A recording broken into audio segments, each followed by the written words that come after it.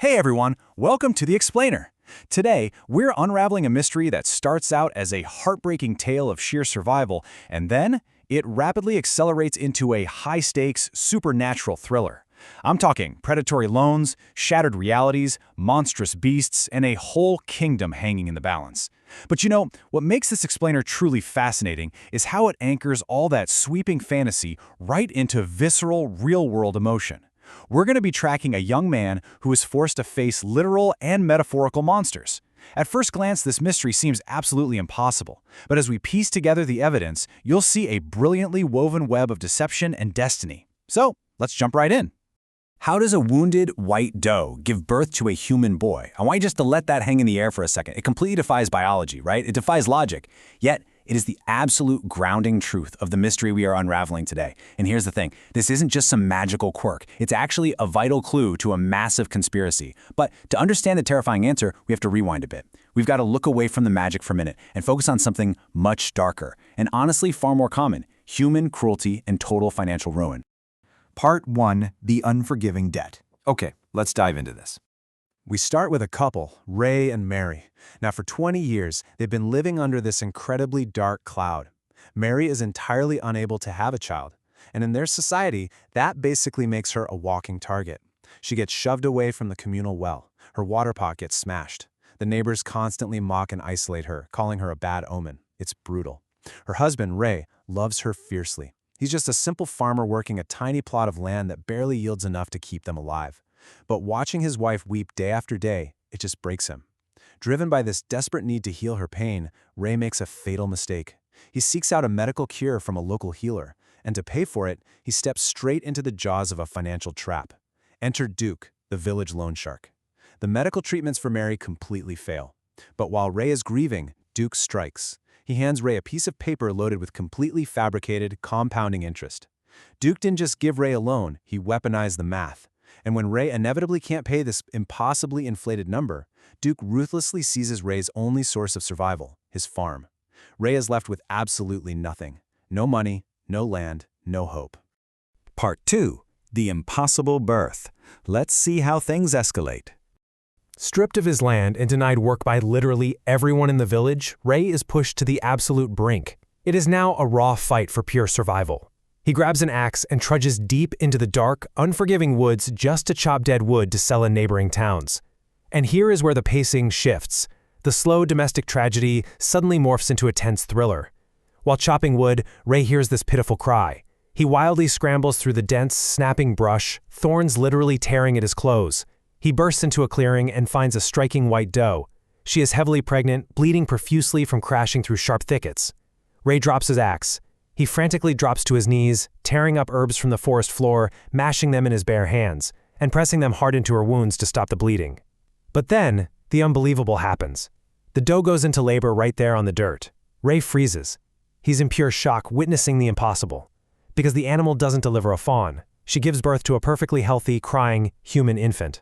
Before Ray can even begin to process this, the white doe looks directly at him and speaks, in a clear, human voice. "This is my son. Raise him as your own. Tell him the truth when he turns 20. Boom. This instantly establishes a massive, ticking clock in our narrative. She warns Ray that if she reveals her true identity right now, she'll literally burst into flames and turn to ash. And with that, the doe vanishes into thin air in a blinding flash of light, leaving behind nothing but this human baby. Ray wraps the child up, sprints all the way home to Mary, and they name the boy Sean. Let's move to the timeline and see how this builds over the years. Year 0, Ray's life is destroyed, the farm is stolen. Year 10, Ray and Mary are barely surviving, raising Sean in the absolute meager pennies of a woodcutter. Now fast forward to year 20. That ticking clock, it is expired. But Ray and Mary love Sean so deeply, they've buried the truth. Sean is no longer a baby. He has grown into a powerful, incredibly driven young man. Every single swing of the axe for the last few years has packed solid muscle onto his frame. He's smart, he's physically imposing, and he's been secretly saving his own money. And most importantly, he has finally cornered his father and asked why they are poor woodcutters instead of farmers. Part 3, The Bitter Confrontation. The tension here is off the charts. Upon hearing the history of Duke the loan shark, Sean does not cower, not even a little bit. He tells his father to take him straight to their stolen land. He marches directly back into the village, the very place that has mocked his family for 2 decades, entirely prepared to face down this corrupt, powerful loan shark. When Duke arrogantly struts out onto the field, fully expecting the bully Ray again, Sean completely flips the script. Sean firmly plants his feet, stares Duke dead in the eyes, and violently slams his own hard-earned cash directly onto the dirt. It's this brilliant display of assertive, real-world agency. He tells Duke that the principal is paid, and the 20 years of stolen crops more than cover the interest. But Sean goes further. He physically corners Duke, threatening to drag him in front of the royal court for intentionally blocking the local pond's water to make Ray's land look barren in the first place. Sean has Duke completely trapped. But you know, a cornered animal is always the most dangerous. Duke realizes he has been entirely outsmarted and overpowered, physically and legally, so he reaches for his only remaining weapon, a psychological one. He spits this absolute bombshell right in Sean's face. "You are nobody's son. Your mother is barren. You are a sin pulled from a gutter." Duke maliciously weaponizes Mary's 20-year infertility just to break Sean. He publicly declares that Sean must be a stolen child or an abandoned piece of trash because Mary is biologically incapable of being his mother. You can literally feel the visceral physical reaction here. Sean recoils. His fists clench so incredibly tight his knuckles go pure white. Taking that insult is like taking a sledgehammer straight to the chest. It doesn't just anger him, it instantly, violently shatters his entire reality. All that confidence just drains right out of him. He doesn't say another word to Duke. He pivots, marches back to his father, and demands the real truth. And Ray, finally broken, with tears in his eyes, tells Sean about the bleeding white doe in the woods. Part 4. The Red Pond Guardian. This is where things get genuinely terrifying. Refusing to return home until he finds his true mother, Sean ventures back into the deepest, darkest parts of the woods. The story shifts from a family drama straight into a dark, supernatural quest. Deep in the shadows, Sean encounters a mysterious hermit who tells Sean he knows exactly where the white doe is. But to reach her, Sean has to pass a deadly trial. So the crucial point is, the hermit isn't offering a riddle, he's offering a death sentence. Step 1. Sean must locate the Red Pond, a body of water deep in the forest that is the exact color of blood. Step 2. He must take his vessel and draw that bloody water. Step 3. And this is the impossible one. When he touches the water, a monstrous beast will literally appear to kill him. Sean must face this monster without a single flinch. If he shows even a fraction of an ounce of fear, the monster will slaughter him and drag his body down into the pond. So Sean actually finds the pond. The water is thick, red, and dead silent. He steps right up to the edge, grips his vessel tightly, and dips it into the blood-red surface. Immediately, the crimson water begins to violently boil. With a deafening roar, a colossal, terrifying beast erupts right out of the depths. Water and mud fly everywhere as the monster locks eyes with Sean and lunges directly at his throat, its claws totally extended, fully intent on tearing the young man to pieces. It is pure, raw terror in motion.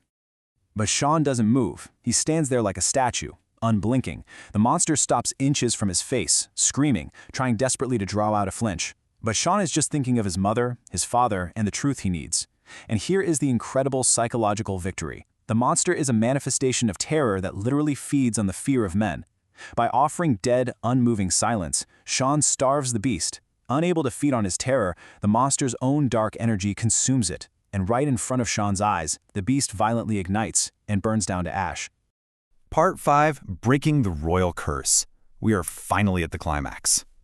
With the Guardian defeated and the bloody water collected, the trial is over. The hermit reappears, glowing with mystical energy, and leads Sean into a hidden, deep alcove of the forest. There, lying on the ground, incredibly weak and sickly, is the white doe, and right beside her stands a magnificent golden deer. The hermit instructs Sean to take that hard-won water from the red pond and pour it over the two animals. Sean steps up. He tilts the vessel, and the second the crimson water touches the fur of the white doe and the golden deer, the forest just erupts. A blinding, kinetic burst of colorful light shoots outward, violently whipping the leaves and trees around them. We witness this incredible magical transformation. The animal forms stretch and physically morph, twisting back into their true human shapes. When the light finally fades, standing before Sean are not animals, but a man and a woman dressed in royal garments. And this brilliantly illustrates the entire mystery we started with. The couple standing before him are King Alden and Queen Amelia. They explain the terrifying truth of the minister's curse. The corrupt minister Thorn wanted the throne for himself, so he tricked the royals into the woods, fed them a dark magical fruit, and cursed them into the forms of a golden deer and a white doe, doomed to be hunted forever. The queen was pregnant when she was cursed. The magic forced her to remain an animal, but the hermit protected the child in her womb, allowing her to physically give birth to a human boy, Sean, before she had to flee.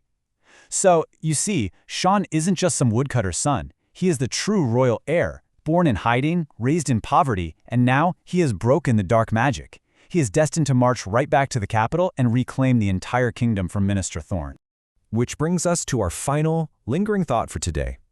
Is our destiny written by the circumstances of our birth, or is it forged by the courage we show when facing our darkest monsters?